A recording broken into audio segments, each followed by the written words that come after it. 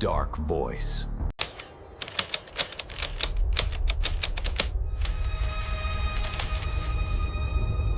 August 6th, 1915.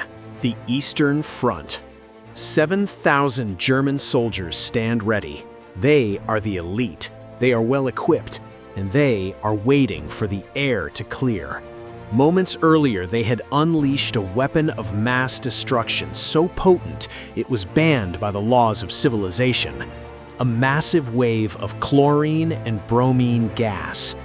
Their target was the Osowiec Fortress. Inside, the Russian defenders had no gas masks. By all biological logic, everyone inside that fortress should be dead. The German commander gives the signal. The infantry advances, expecting to walk over corpses to claim victory. But as they approach the trench lines, the fog parts, and something rises from the earth. They are not men. They look like monsters. They are coughing up parts of their own lungs. Their skin is peeling green and black. They are covered in blood. And they are charging. This is not a legend. This is the true story of the only time in history an army of the dying defeated an army of the living. This is the attack of the dead men. To understand the horror of that day, you have to understand the location. Osowiec Fortress. In 1915, this was a critical choke point. It was the lock to the east. If the Germans wanted to push deep into Russia, they had to take Osowiec. The Germans had tried. Lord knows they tried. In September 1914, they attacked with massive infantry numbers. They failed. In February 1915, they brought in Big Bertha, siege cannons that fired 900-pound shells. They bombarded the fort for weeks. The fortress was turned to rubble, but the Russians refused to surrender. They lived underground like rats, holding the line. German Field Marshal Paul von Hindenburg was frustrated. This tiny fortress was holding up the entire offensive. He decided that if he couldn't blast the Russians out, he would poison them out. By July 1915, the Germans assembled 14 battalions of infantry, roughly 7,000 men. Opposing them, the Russian 226th Zemlyansky Regiment, just 900 men. But the numbers didn't matter, because the Germans weren't planning a fight, they were planning an execution. At 4 a.m. on August 6th, the wind shifted. It was the perfect killing weather. The Germans opened 30 huge gas batteries. A dark green wall of chlorine and bromine drifted toward the Russian lines. We need to be very clear about what chlorine gas does to a human body. When chlorine is inhaled, it reacts with the water in your mucous membranes. It essentially turns into hydrochloric acid inside your lungs. You don't just suffocate, you drown in your own fluids while being burned from the inside out. The gas cloud at Osowiec was 8 miles wide and 40 feet high. It didn't just kill people, it killed everything. Historical reports state that the grass turned black, the leaves on the trees turned yellow and fell off, the copper on the soldiers' guns turned green from oxidation, birds fell out of the sky, dead mid-flight. The Russians had no gas masks, none. Their only protection was a desperate improvisation. They took their undershirts, ripped them into rags, soaked them in water, or if they had no water, their own urine, and tied them around their faces.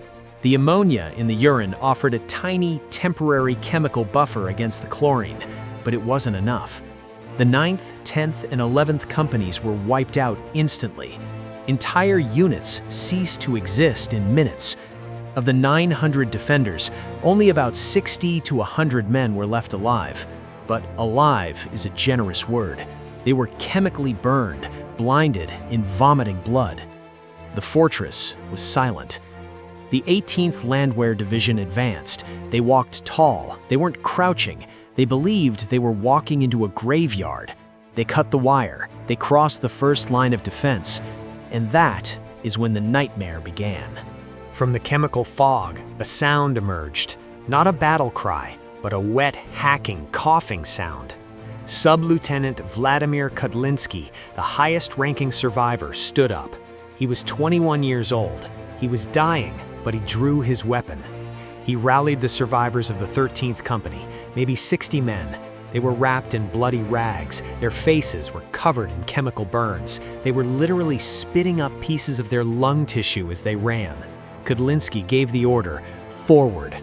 Imagine you were a German soldier. You were fresh, healthy, and expecting silence. Suddenly, a horde of figures charges at you with bayonets. They look like demons. They're screaming through frothing blood. Psychologically, the German mind broke. This wasn't a tactical retreat. It was primal panic. The 7,000 German soldiers didn't fire back. They screamed, they turned and ran. They were so terrified of these dead men that they trampled each other. They ran into their own wire traps. They abandoned their machine guns. The dead men didn't stop. They chased a force 70 times their size. Kudlinski, leading the charge, was hit. He fell, but the momentum was unstoppable. The surviving Russian artillerymen, blinded by gas, fired their cannons at the sound of the retreating German footsteps. By 11 a.m., the attack was over. The 13th Company had retaken the first line. The German offensive, one of the most well-prepared chemical attacks of the war, had been routed by a handful of dying men. Sub-Lieutenant Vladimir Kudlinski died later that evening. The gas had done its work. Most of the men who charged with him were dead by nightfall. They hadn't fought to survive. They knew they were dead the moment the gas hit them. They fought to buy time. Because of their sacrifice, the Russian command was able to evacuate the fortress safely a few weeks later. They demolished the walls so the Germans would capture nothing but ruins. History is full of battles won by strategy or technology or numbers, but the defense of Osowiec is different. It is a lesson in the terrified limits of the human psyche. The Germans had the science, they had the numbers, they had the weapons. But on August 6, 1915, they learned a brutal lesson. You can kill a soldier, you can poison his air, you can burn his lungs, but until his heart stops beating, you should never, ever turn your back on him.